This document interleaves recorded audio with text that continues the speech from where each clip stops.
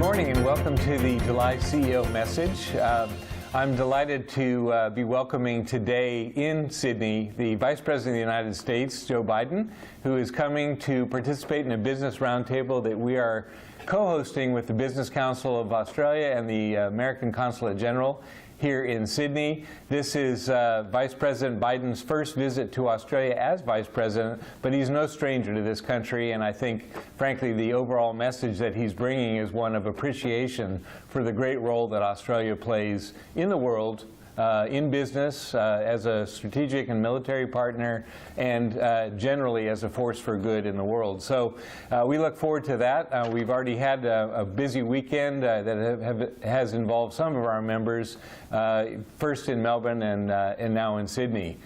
Now, I just got back from Washington, D.C. last week. I led both the Select USA delegation from Australia and also an AmCham delegation to our annual APCAC, or Asia Pacific Council of American Chambers of Commerce, door knock to Washington. We met with the administration, we met with Congress, we met with think tanks, and we also devoted an entire day for our delegation from Australia to meet with specialists and individuals in Washington who are focused on the Australia-U.S. relationship. A highlight was an hour and a half that we spent in the Australian Embassy with Ambassador Joe Hockey and his key advisors. But we also met with think tanks focused on Australia. We met with the U.S. Chamber of Commerce, Australia Working Group. We went to the U.S. State Department and met the experts there that focus on Australia. Generally, the message was a very positive one. We don't have a better ally than Australia. There's no other country that's as important to our mutual business interests than Australia. We naturally drilled down a bit and looked at some of the issues where there's areas for improvement. Taxation is always a big issue affecting companies. Keeping in mind that the main issue for American companies in Australia is the high cost of doing business here. So we pressed the Congress to adopt a territorial taxation system like just about every country in the world already has.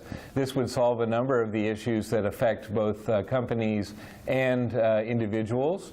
But we also are pushing on, just on the bilateral front, for an improvement in the bilateral tax agreement so that things like Australian superannuation are no longer taxed by the American Taxation Authority, the IRS. We didn't achieve our goal on this trip, but we'll continue to press. And frankly, on taxation issues, I would say I'm optimistic that the next session of Congress, starting in 2017, will have this on their agenda. Now, the other big issue we pushed in Washington was the Trans-Pacific Partnership.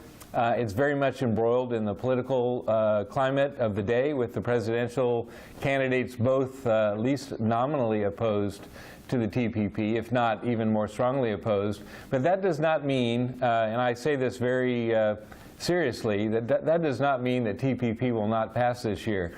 There is a very strong likelihood that the lame duck session of Congress after the election in November will take up this issue among a number of others, and the President supporting it, the Congress that has so far been supportive of free trade, there is a strong possibility that this agreement will be ratified before the end of the year. That's what we're pushing for. That's what our colleagues in other AmChams in the region are pushing for.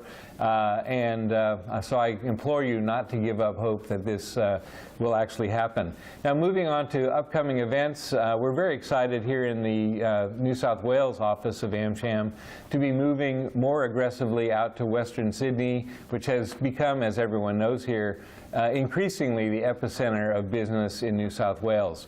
Our first big event will be on August 23rd. We'll feature one of our most dedicated and loyal board members, the CEO of PepsiCo Australia New Zealand, Robert Wheatbrook, who will be speaking at Sydney Olympic Park.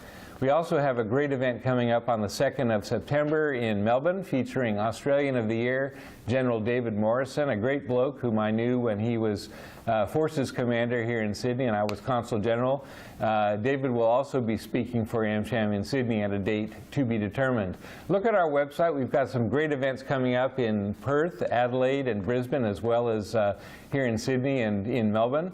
and we'll continue to bring you the very best speakers available in Australia.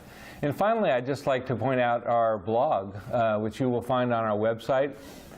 This is the main vehicle we have for conveying serious content that comes either from AmCham or from our members. So as a member, take a look at it, see what you can learn from it, and if you have thought pieces or thought leadership that you'd like to offer us to post on our blog, just let us know. We're happy to consider it. So I wish you a very happy July, and this being the month of American independence and having had great parties around Australia to celebrate that independence, I want to thank you for your support and wish you a great Australian winter. Thank you.